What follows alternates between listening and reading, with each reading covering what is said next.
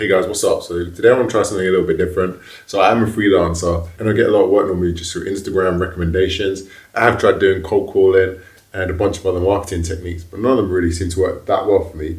But lately I've been just kind of walking around trying to go into shops, seeing if they need any kind of, work done like gyms or anywhere really. So I'm gonna try that again today and I'm gonna see how many numbers I get. And I thought it'd be cool to kind of just take you with me. So I'm gonna try and hit up at least about 30 or 40, maybe coffee shops, restaurants, just anything. Like I'm gonna go to Soho and just see what I can get, see how many leads I can get. So let's get into it. Mode of transport today is the bicycle, top speed around 15 miles an hour. Let's go. Yeah. Where do we go? After our summer went cold, coming in hot, I was playing it slow, letting our story unfold. Yeah, so I've already just been walking around. Got a couple of numbers already. We've got about 3. I didn't get them because one of them was really local to me in like Belsize Park, and the other 2 have just got from just walking around here in Soho right now. So yeah, I love doing this because I find like cold calling and even just sending cold emails can sometimes be a bit, people can just ignore you a bit easier, whereas with this, obviously they can ignore you once you've got their email, but they see your face and you can have a chat with them and see what they kind of want, like, see what kind of thing they're really after.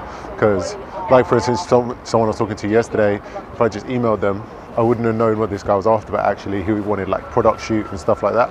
So just kind of like finding out what people really want is sometimes just a lot easier than, just kind of a cold email with one sort of specific offer.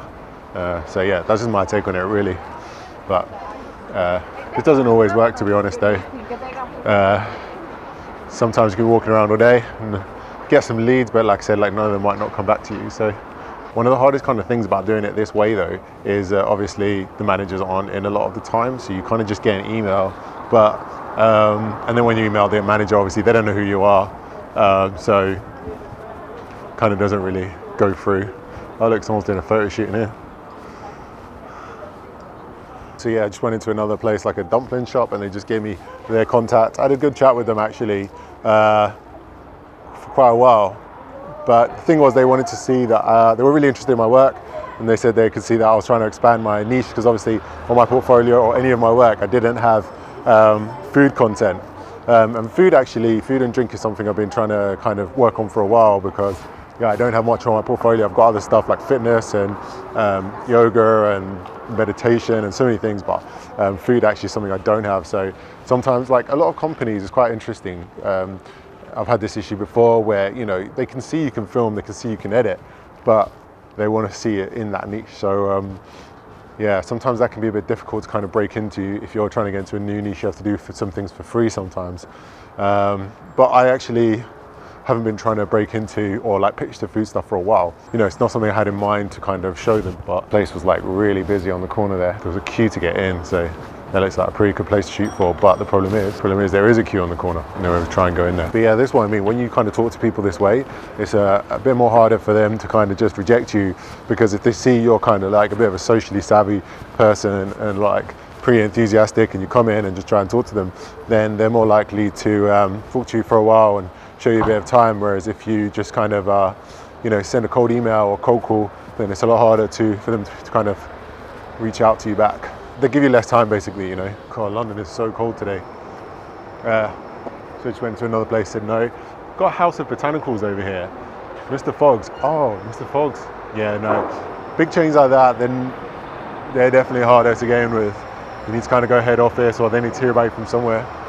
So I'm not going to bother going into there. I think I'm going to walk back down Piccadilly so I can get... How many have I got so far? I've already got like 4 contacts now. 5 contacts, so it's not bad. I've only been walking around for maybe like an hour or so. Barbers and hairdressers are always really quite cool as well, but once again, they probably want to see that you're already in that niche. Although I have shot a few things with hairdressing, but maybe not enough to be like an expert at it. It's funny because sometimes the feedback you get from one place then kind of sticks in your mind. So now, like when I went into that restaurant, just what I went into, look quite posh restaurant, and I was thinking like, oh shit, I don't have any like food on my portfolio, because that's what the last place asked for. So sometimes like those rejections can stick in your head a little bit and think, oh yeah, maybe I do need some food stuff on my portfolio. Wow, this flower place really has gone all out. Very, very Christmassy. Pretty cool. Yeah, so I just went into like some hairdressers actually. New place opening, they were giving me a card, so I thought I'd come stop by. Only open for like 3 months. And they were Greek guys, 2 Greek guys, so had a good chat with them actually. And they are up for like potentially a shoot, so we swapped emails again. So I don't know how many leads I've got now, but maybe 5 or 6. So it's really cool. This is what I mean, just kind of chatting with people. You can definitely drum up some work. Yeah, just got another contact. Just literally stopped by the shop and they're just opening. Just literally had a launch party last night and then they got another launch to the public tomorrow. And they were like, yeah, we need content. So hopefully that's another contact. So yeah, see, like it's kind of mad, right? Just walking around, you meet a lot of people. If you're a content creator in London, just hit the streets and contact people, right? See what happens.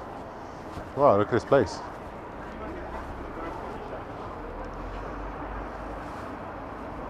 Alright, I'm gonna go back to Piccadilly. I'm meeting someone for a coffee. I just got stopped by the Hare Krishna Centre. They said to me, we're gonna give you a Bhagavad Gita.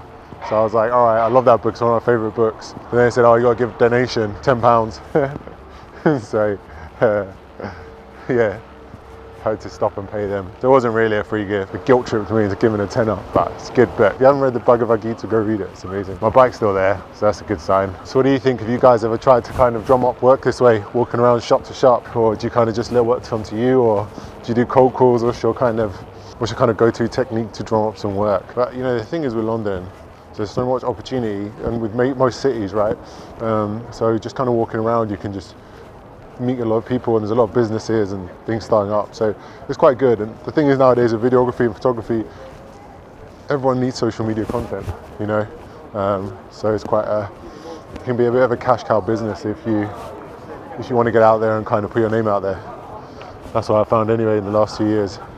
But a lot of people say, like, you know, you should be in a niche or so, and I guess because of, you know, what just happened to me, the guy looking for, you know, someone who niched in food, I get the idea. So you know, maybe having a niche might not be a bad idea, but I don't think I've really niched down properly, to be honest.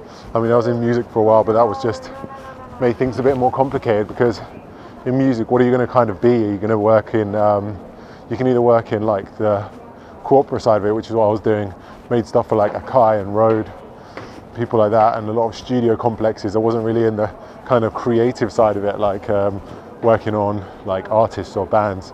But then it's quite a small industry, to be honest. I mean, there's not many brands out there making, you know, not many brands out there making equipment and stuff like that. So it's a small pool.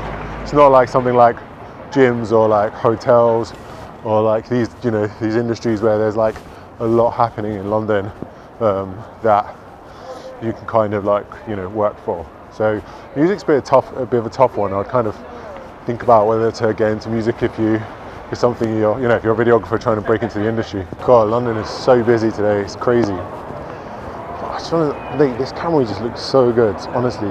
Even lower the footage that comes off Sony A7 IV to this. It's going off. It's all going off in London. It looks round in Piccadilly.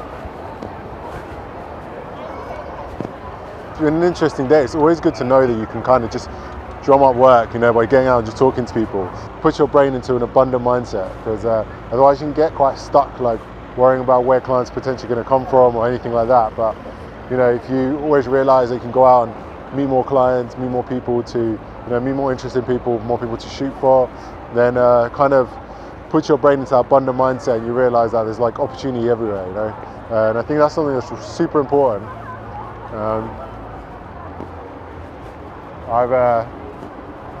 There's a line actually, reminds me of something, there's a line actually in a book called the Philogalia, which is based on kind of Greek orthodoxy, spirituality.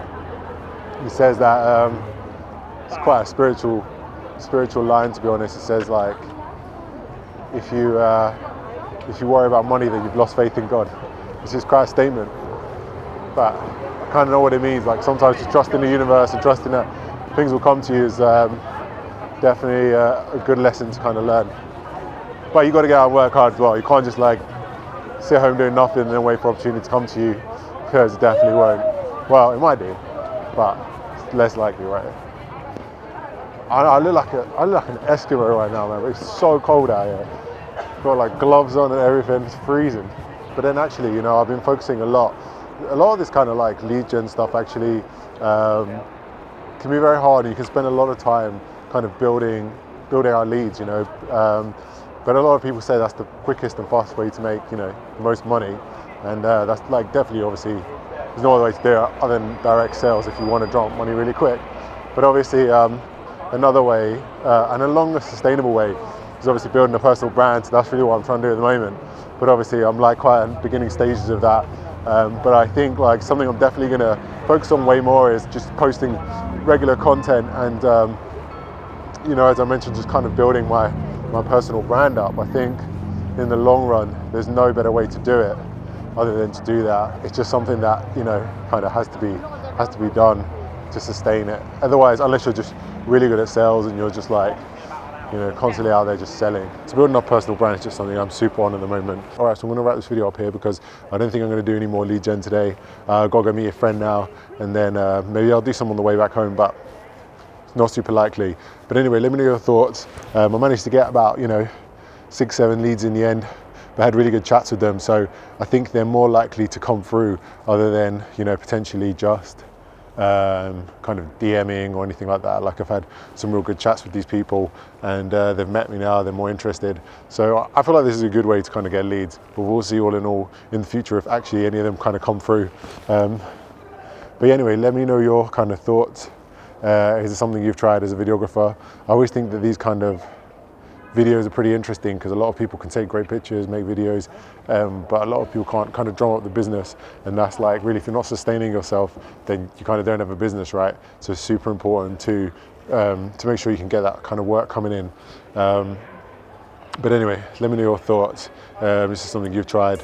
And if you like this content, maybe I'll try and do some more of it. Please like, please subscribe, and I'll see you on the next video. Thanks a lot. Where do we go? After our summer went cold, coming in hot, I was playing it slow, letting our story unfold.